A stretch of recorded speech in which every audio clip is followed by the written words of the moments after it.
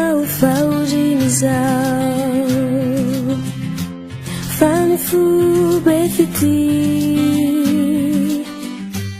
ka naleony nandao ny lapa dia nidina tety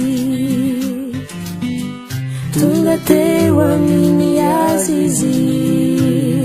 ilay sy nety nandray ka naleony nandeha nitady Toeran-kafa indray Zaho anisany izany Zaho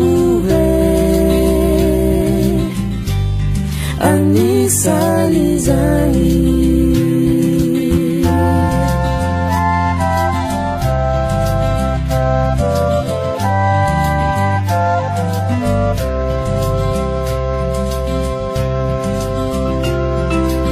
Nangoraka Zaho fahantrana izao fanifo mbola ty ka naleony nandeha niady Hitady ilay Tonga teo amin'ny Azy Izy ilay sy nandray ka naleony nandeha nitady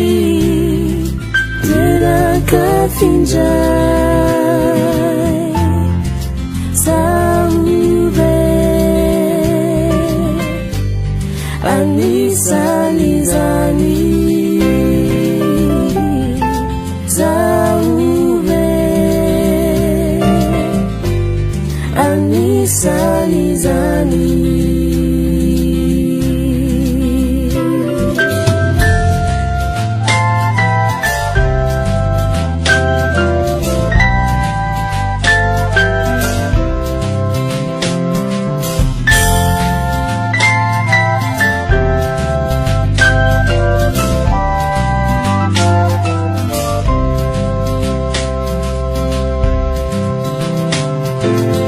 Nangoraka Zaho fijaliana izao